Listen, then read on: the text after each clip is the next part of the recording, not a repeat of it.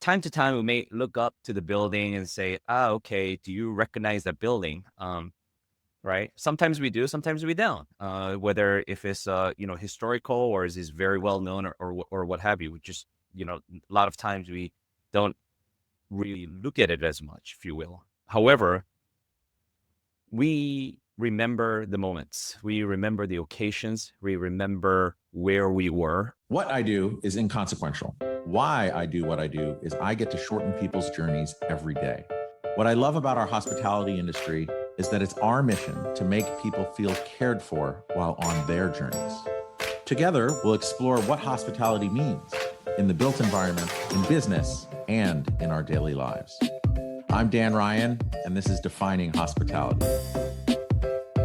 This podcast is sponsored by Berman Falk Hospitality Group, a design-driven furniture manufacturer who specializes in custom case goods and seating for hotel guest rooms.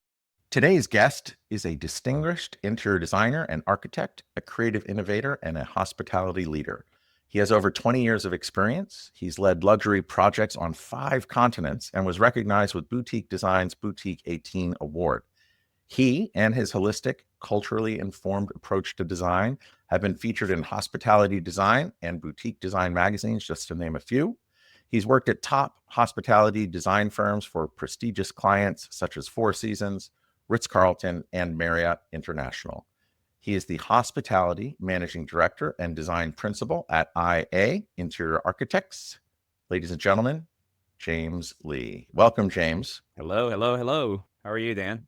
I'm so good. I'm so glad that you've joined here because I remember living in Los Angeles many, many moons ago. I think I moved to New York City in 2005. And I remember driving downtown to where I used to deliver food in college via fax machine, if anyone remembers what a fax machine is. But driving downtown and calling on IA meant that must have been 20 years ago. That's crazy.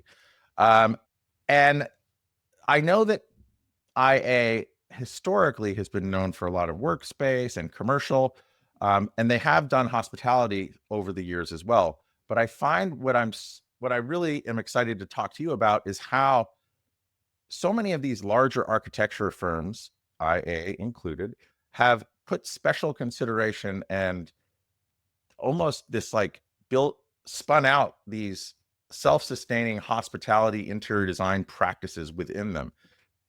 So I want to understand from your perspective, why that trend seems to be happening and what IA is thinking in doing that, number one. Number two, we'll just see kind of where that conversation goes, because I think it's just a very interesting trend I'm noticing of people or firms really putting special consideration on not only just interior design, but hospitality interior design in particular. So, but before we get into that, like I ask every guest, James, what does hospitality mean to you? Oh my God. Well, honestly, hospitality is just everyday living. It's just how we were creative and how we're bonded and again, like I said, how we live, and that's just what defines what hospitality is. Today, in my humble opinion, and it's we are who we are, and we are always bonded together. And I think we learned that lesson during COVID, obviously. And yeah, and as designers, what we do and what we're doing right now is quite simple, to be frankly honest with you, because again, we're just complementing what Mother of Nature has done for us, and that we're just enhancing that experience, if you will. So yeah, I think that's what really defines what hospitality is today, and always for better. So as you're saying that, I'm getting the feeling, and I'm using the word feeling, but it's really just not for you anyway. And having known you for years and years, it's not just about the spaces that you're designing and the built environment, but it's really about creating these, I don't know, I call them collision spots, but these areas where people's feelings can be intermixed, and they can connect with each other on a personal level. They can be inspired by the space around them. But it's really about the feelings and the people throughout the space. Whereas I find that and that's, I think, to be said for most interior designers. Whereas I think as architects are kind of more thinking about this this structure and the function. Yes, of course there's design, and of course there's design, but of course there's considering how the people are moving through it and interacting with each other. But I feel like interiors definitely puts way more focus on that latter part. Yeah, no, absolutely. I think it kind of goes back to one of the questions that you asked me before is about the whole trend of, architecture and the interiors or what have you. And I honestly, I think the architecture and interior design should be blurred in certain ways when it comes to hospitalities, because I think that the demand of the owners and operators, request of, architecture or interior merging together is getting high. And again, I'm one of the firm believers of that, right? So that once I see the building, I walk in, I want to make sure that that whole experience is simultaneous or what have you. And that's the reason why IA Hospitality was born. And going back to again your points on what architects do and interior designers do. Um, Again, we come from an background of telling the story, right? And I think that the narrative and the importance of stories is always is been there, and again, it's getting more important now, right? So we want to make sure that the story is not just the interior design, but architecture as well too. So when we are preparing the package for a concept or a schematic or whatever that may be, and I always tell my designers, including myself, is that let's not try to hit the brain, but let's try to hit the heart. Let the story really relate to what we want to say, not just literally, but emotionally as well too, so that people can relate to it and be able to appreciate, what we do as architects and interior designers to create that holistic, space as one. As you were just talking, and as I was thinking about feelings, I was looking at the notes from our earlier conversation. And what I fumbled in trying to say earlier, you said way more elegantly when we first spoke. And I should have just read this right from the beginning. But when we first spoke, you said, speaking to the core and shell of the building, like the architecture itself, you said people don't always remember the architecture, but they always remember the interiors. And why do you think interior design carries that emotional imprint? You know, I want to be quite be careful on this, statement, because I don't want to offend any of the greatest architects that are out there, including some of my industry friends. But let's just talk about just human natures. You and me, Dan and James decided to just go out and somewhere in the New York City or what have you. We know the locations, we know where it is, we know what area it is or what have you. But there are time to time we may look up to the building and say, "Ah, okay, do you recognize that building?" Right? Sometimes we do, sometimes we don't. Whether if it's historical or is this very well known or what have you. We just a lot of times we don't really look at it as much, if you will. However, we remember the moments, we remember the occasions, we remember where we were or what have you. And it's a similar thing for your loved ones. And I don't want to talk about our 20 years or 30 years or what have you, but you would always remember that the space that we went to with your special ones or the loved ones or whatever. And it could be just very, very just dark space with maybe it's beautiful candle lights. And we will always remember that really moments, if you will.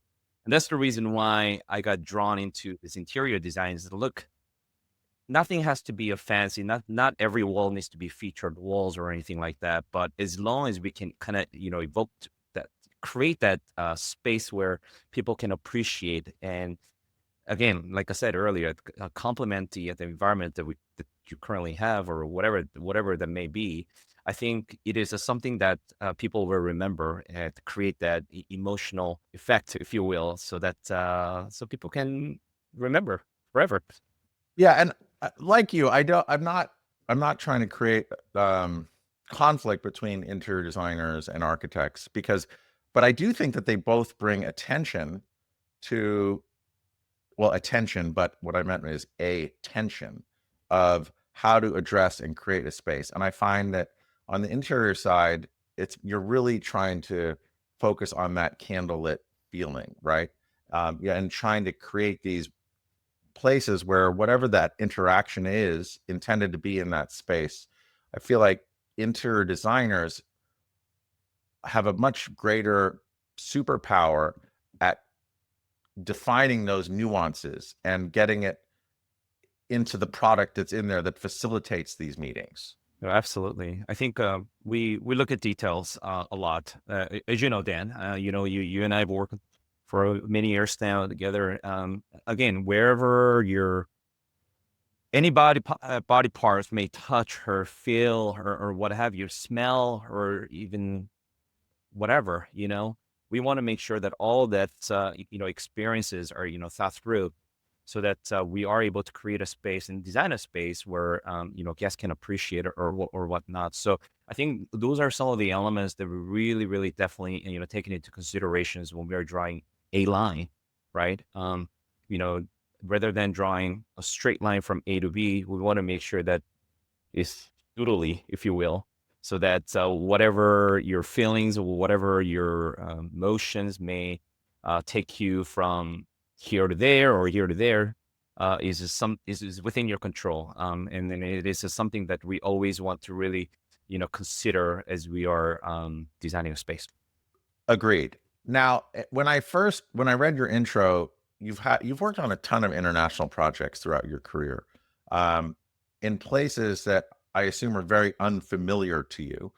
So, as a designer living in California or working on projects in California, and you're asked to design a project in Seoul or Savannah or Saskatchewan, how do you approach design and that idea of storytelling that you talked about before in places that you're unfamiliar with?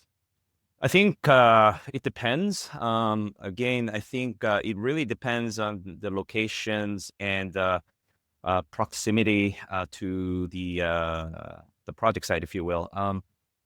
There were days when we're really looking at the books and the magazines and Google or whatever tool may be. But I think today, with the support of all this social media or what have you, we're really able to dive right into the locals of where the product site is. So, for example, we're currently designing a project in Incline Village right now. Some of our designers really haven't been there. So again, just to give you an example, again, the power of your social media, right? Whether if it's Instagram, TikTok, or Facebook, or what have you. So rather than again going through a usual right where you just type in Google search and you probably get the information that everybody knows. So instead of that, we type in hashtag Incline Village, and we're able to go into the waves of all different kinds of stuff that is going on. So again, then at that point, we're able to really understand what people are celebrating, if you will. Some of the locals, some of the guests, the visitor, tourist, or whatnot. We're able to find out where the Instagram moments are, some of the speakeasy places, and what their usual hangouts are during the weekends or whatnot. So that we were able to really engage the local community. So from there onwards, we're able to find out what the city is all about, and then at that point, we're able to use that so that we can create a narrative and the story that really relates to the local site. And a lot of my colleagues have used this word, sense of place, right? So we're able to really celebrate that very specific city to be able to connect to the brands of hotel that we're designing. Mm, cool. And then IA is really known, like I said earlier, globally for workplace and corporate interiors. Um, but now that you have IA hospitality, what should all the hospitality folks out there who are considering bringing on a designer for a project, like what should they know about IA hospitality? Well, I think there are quite a few things. I think one of the things that really stand out is we do have our own internal a lot of different department, from lighting to art to obviously being architects, and we're able to go ahead and provide the architecture of record services, so that whatever the drawings that we do from an interior design standpoint, we're able to stamp our own drawings, so that all that the headache of owners hiring different consultants for different specialties and professional services, we're able to provide all that so that, again, when we are designing, we're constantly working with our internal designers and consultants, if you will, to be able to come up with a full drawing set as well as anything and then everything, so that they're able to go ahead and save us lots of time, money, and an effort. Because as you and I both know, time's money, right? Yeah. So again, having that whole cohesive, the drawings of all different sectors are very, very important, and it's just getting more important every day. Mm. And then as far so being an all-encompassing practice and having the larger infrastructure is really cool. But then as far as you as the leader of this IA hospitality, where do you want to take it? What's your vision? We want to be recognized for, one of the top hospitality firms, quite frankly. And then I think we have a most interest, providing the very best design. We obviously did IA hospitality was born, a few years ago, and then by me joining late last year, I think, we're, thanks to our clients and operators or what have you, your trusted partners, who has given us a lot of opportunity to design all these fantastic projects all around the world. We can't be thankful enough. So again, right now, what our focus is just to create that portfolio. We want to make sure that whatever the projects that we have, nothing's too small, nothing's too big, but we just want to make sure that we provide great services and most importantly, the great design.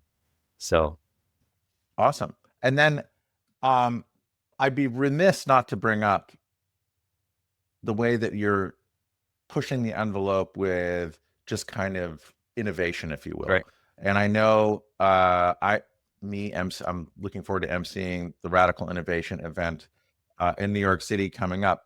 But you guys put forth a really cool project, and I think they just published them the other day. But walk us through your vision of it and how you can use kind of venues like this to push your thinking and how you guys are executing design and envisioning spaces and creating spaces where people can come together.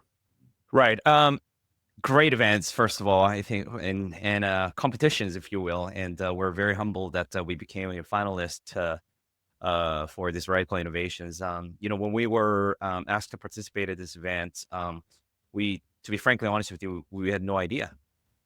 But we are excited at the fact that we're able to utilize this, sustainability and giving back, if you will, giving back to the community. Those are the two mottos that we really, had in mind as we came up with this project called The Passage. What it is essentially, utilizing some of the abandoned the railway that we have here in Americas or any part of the world, and be able to salvage it as a destination, as a hotel, if you will, right?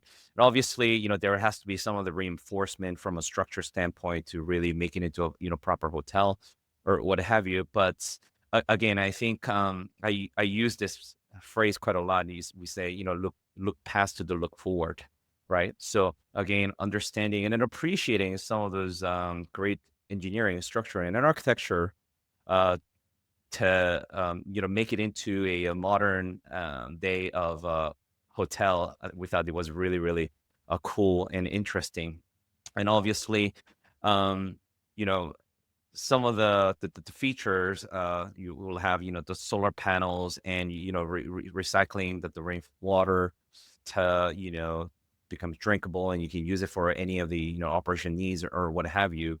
And again, really reactivating some of the landscape as well as the local community to really revive the energy of the town, if you will. So yeah, no, that was very interesting. And then obviously we had a lot of designers and like I said, trusted partners and the friends who got involved in these projects to really make it real, if you will. And yeah, it was a hell out of an experience for us, and we're very, very excited to um, showcase and present to the world. So don't forget to vote. Yeah, yeah, and we'll put a link up there in the notes so everyone can check it out. Um, I have this feeling, and I think it's also true. Everyone in any organization, I think, is so busy just getting the work done, and it takes your full day, and then you have your time to recharge, and then you go back at it the next day. But I think that everyone, when it comes to innovation, within the course of, even though I know none of us work 40-hour weeks, but like if you were to say in an average 40-hour week, 5% of it, I think. So that would be 2 hours a week, I think, can be used to innovate and think about things to work on the business or hone your skills in design or change processes or not doing your day to day, but kind of getting above and working on what you're doing to continually improve. And I'm always amazed, and I really appreciate how so many of the firms and past guests that I've spoken to enter these competitions to help not only sharpen their saw, but also gain insights and give the teams a new challenge. And it's that, I think it comes out of that 5% innovation budget. You know, you said time is the most valuable thing, or time is money, but I think time is the most valuable asset any and all of us have. And to be able to dedicate a certain amount of time in your vocation to push the envelope is, I don't know, I just think it's really important for all of us. But it's also a big ask of companies. It's almost as if it's a pro bono kind of project. You're not getting paid for it. So how do you at IA look at it and think about this investment in time? And why should others, if they're not doing it, consider entering as many of these types of design competitions as possible? I think there are two sides to this. I think there's well, let's focus on our internal first. Our families and friends who work in the same firm or what have you. This really is a great opportunity for us to bring us together. I think we're all creative people, and we want to make sure that okay, when all these creative brains are put together, what kind of stuff can they come out with, right? So, I think it was a really great experience while coming up with this presentation. We really, thought it through, and then, obviously, a lot of different people have different voices, as you and I both know. And but best ideas win at the end of the day. And it was a lot of fun, lots of wine, lots of sketchings or what have you. And we just had a lot of fun with it. And then just the whole chemistry and the bonding gets greater and greater or whatnot. So from a company perspective, it's we don't see it as an investment. We see it as more of great exercise. It's a team building, if you will, right? It's just chemistry is everything when it comes to a teamwork. You and I both know that. So again, it just really brought us together to understand how we process things and how we think and how we go about it, so that we're able to really use that skill set for our actual projects. And at the same time, externally, we wanted to give it back. We really wanted to give it back to the community, to where, okay, utilizing our hospitality talents, what do we do to give back to some of the community that has been really getting the highlights, if you will, right? So, and that's the reason why we really looked at some of this distressed and abandoned the bridges, so that we can really use this concept to really reactivate the whole the community. And then, for us, it's very important. And of course, some of the new shiny buildings in some of the CBD areas in metropolitan cities is nice and fancy and sexy. Yes, absolutely. But we want to understand. We really wanted to look back some of those bridges. Why were they? Why were they there? Why were they built? And how are they used? And why are they not being used now? So again, like I said, looking back to look forward, we really wanted to give it back some of those the structures that were built once was used for a lot of different purposes. Hey, everybody. We've been doing this podcast for over 3 years now. And one of the themes that consistently comes up is sustainability. And I'm just really proud to announce that our sponsor, Berman Falk Hospitality Group, is the first within our hospitality industry to switch to sustainable and recyclable packaging, eliminating the use of styrofoam. Please check out their impact page in the show notes for more info. And then if you think, and then I'm also curious because you're a global company. When you decided to take on this project for radical innovation, how do you get the people? Is it all from one office? Is it from multiple offices? Is there multiple levels of seniority involved? How do you A, decide, B, assemble the team, and C, when it's all done, what's some of the coolest feedback you get from your team as a leader? Well, I put on this design principal hat for no reason, quite frankly, because I'm nothing but just the designer, just like any one of us in our firms. And obviously, there are some folks that are very strong in concepts. There are folks that are very strong in the back end, if you will, right? From a technical standpoint. So we really pulled all the brains together who really wanted to work on these projects and make changes. So some of the concept and the renderings and were done out of Los Angeles, and we also have technical directors and then actual architects who stamp the drawings, right? From anywhere and everywhere. Some of them are from East Coast, some of them are from Seattle or what have you, to not only come up with a concept that looks cool, but okay, if we were to make into reality, how do we do it? Where do we go to get permits and what kind of stuff that we need? So it was, collaborations with everybody who were passionate about this project, were passionate about, giving back to the community, and people wanted to have a hell lot of fun. Yeah, it's also pretty cool to design these having been to many of these competitions and being involved in radical innovation, it's also freeing for the teams that are working on it to not be encumbered by permits and sometimes gravity, or it's really a clean slate that you can really push the envelope. And what's super interesting is when you're working unencumbered, I feel like constraints are always good challenges to work around, but when you do have that level of freedom, you can take a lot of liberties. And what's interesting is many times these projects turn into real things. So you develop it in this white space or blue sky environment, and then sometimes they actually get built. I actually interviewed a past winner that I'm waiting to release that until they make a big announcement soon. But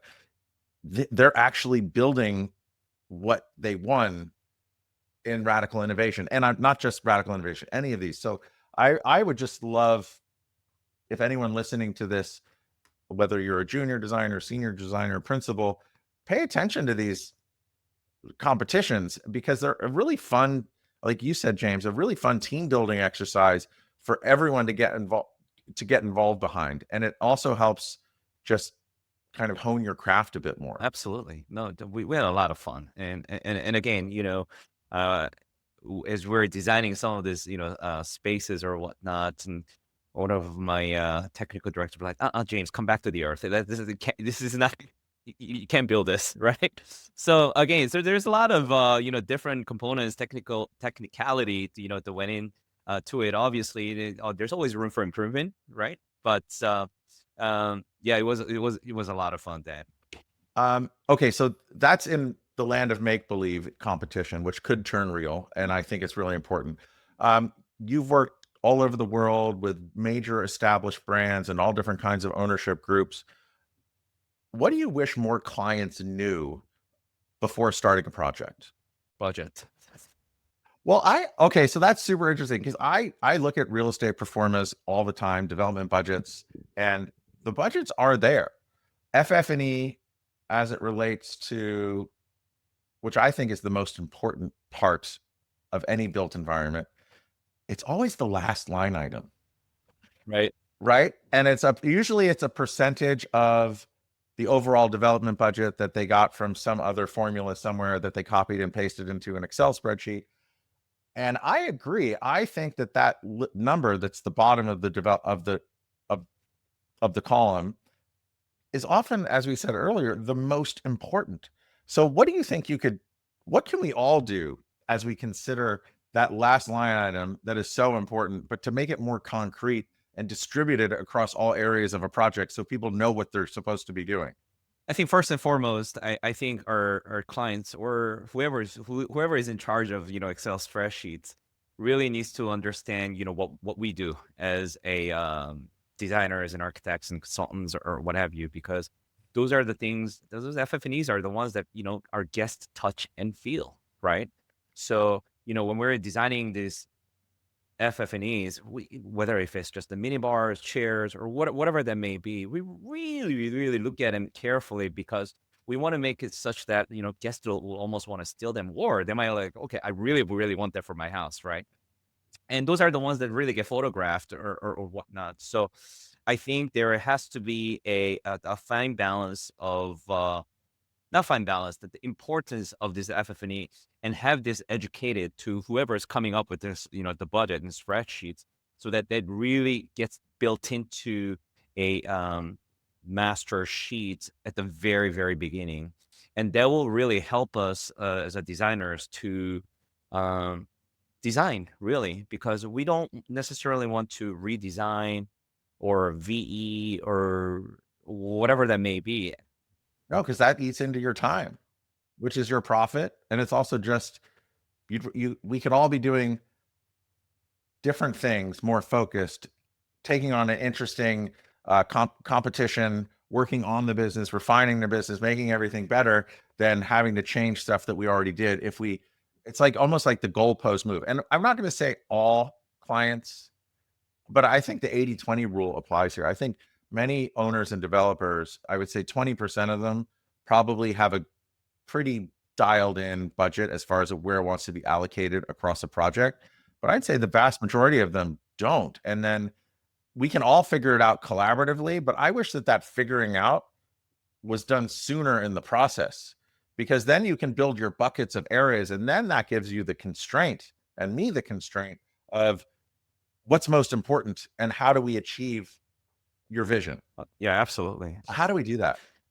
Like, get them sit down and they look, we build it together. I don't know. But I think this is a big question that the owners and the clients really need to ask themselves, and really understand the brands too, because you and I both know the touch points for each brand. I don't even know how many brands there are now, but they have, different touch points. And it's very, very important because we want to design to the brand. We want, right, and we want to design to that specific genre and whatever that may be. And if owner has a different vision, then we got to go back and then have the conversations with the brand too, because again, a lot of times, not every time, we were given a budget, to be frankly honest with you, so that we may over design or under design.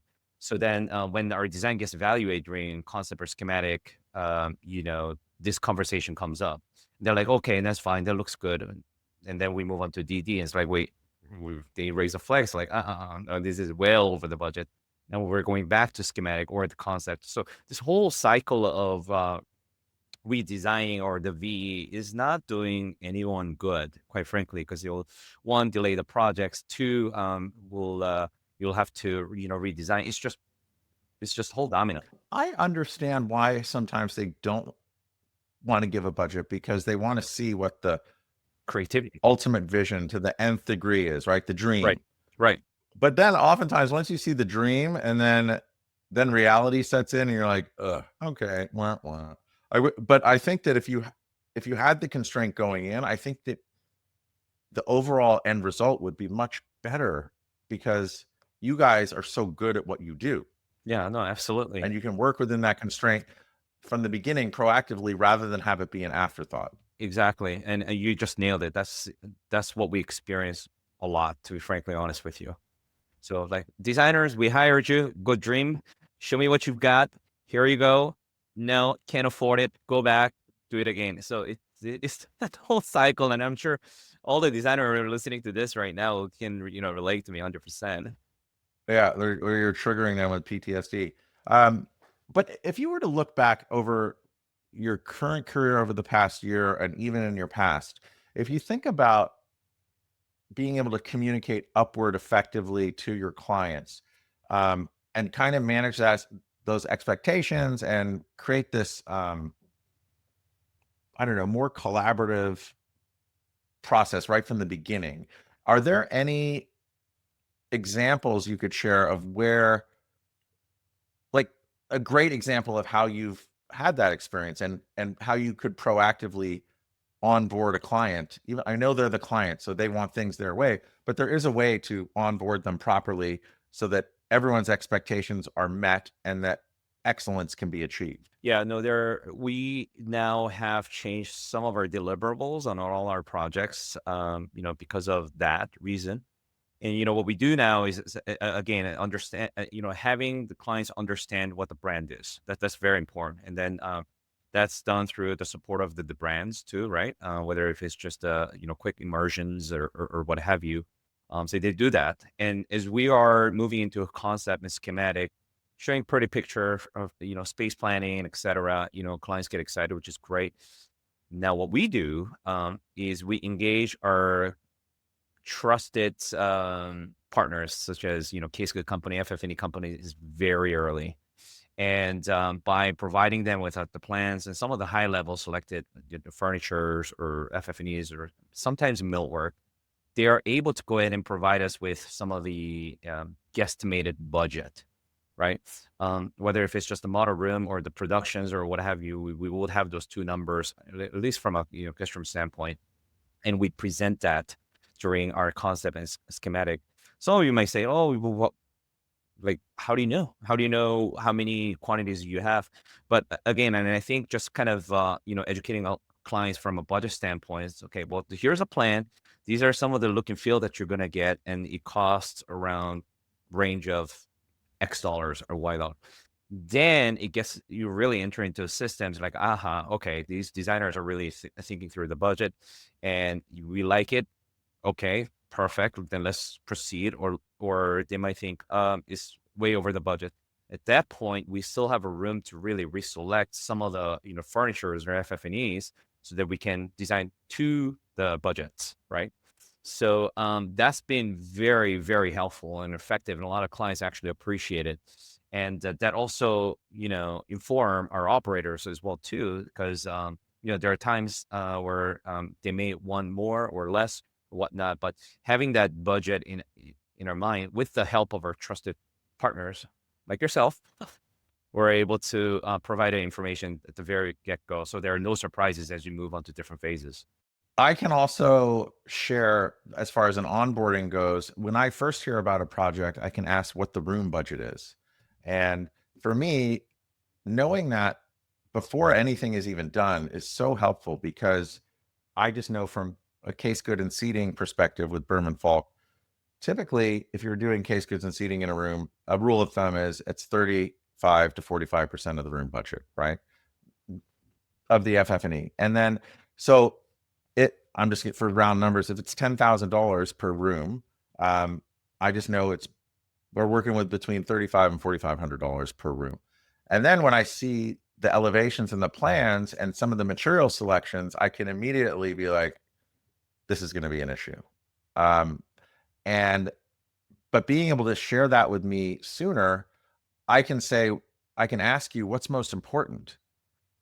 And then when I hear what's most important to you and your vision, then I can say, okay, well, why are we using that stone here where you're not even going to see it? Or maybe we can, if the real impact is this area of the room, maybe we can kind of focus on that and then not eliminate, but dilute some of the other things. That's not, but every room, every space, every designer, they know what's different, but by me, or they know what's most important, but by me also knowing at a very early stage, I can help guide in a collaborative way so that that result gets achieved. And I find that oftentimes people are just so cagey about those numbers. And to me, it just helps me help you get your job better and excellent and deliver excellence. Yeah. But again, like I said, sometimes we're not given a budget at the very beginning from the client, so we really wouldn't know. In a scenario like that, we have to go by some of the historical data and the numbers that we use for whether if it was a 3-star, 4-star, 5-star. Was it a lifestyle hotel? Was it a luxury hotel? So having those data is obviously very good.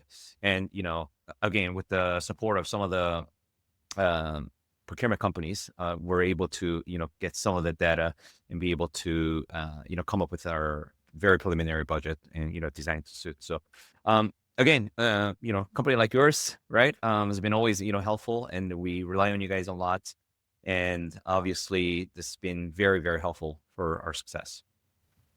Cool. Well, let's just do more of that. Okay. Yeah, absolutely. Communicating upward, giving feedback. It just helps everyone so much. Um, so since you've joined IA and you're building out this hospitality uh, practice within it, you've worked on some pretty cool projects internationally, and you have a pretty good international team from which I've heard anecdotally.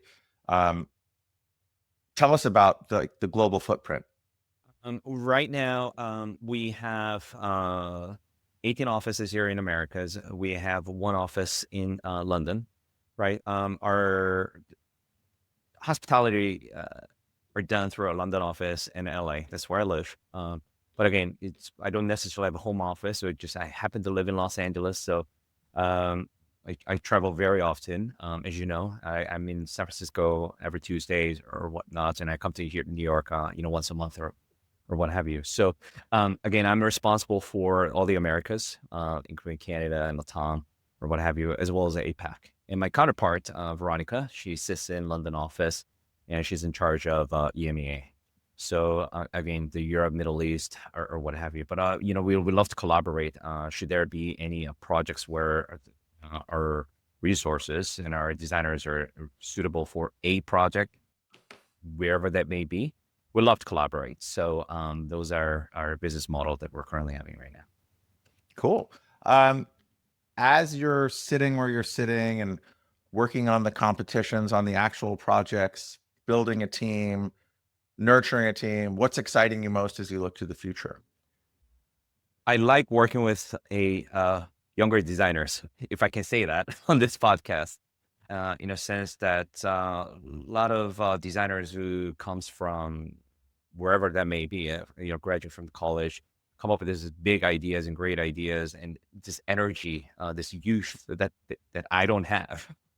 So being able to really, mentor them, being able to guide them to wherever it needs to be, right? And really teaching them why we do certain things in certain ways is very, very important. And at the same time, we love to, I personally embrace some of their ideas. I think they're very creative. It just needs to be massaged and chiseled in such a way that it works. And that's again one of the that's how we came up with the radical innovation, the passage, the idea as well too.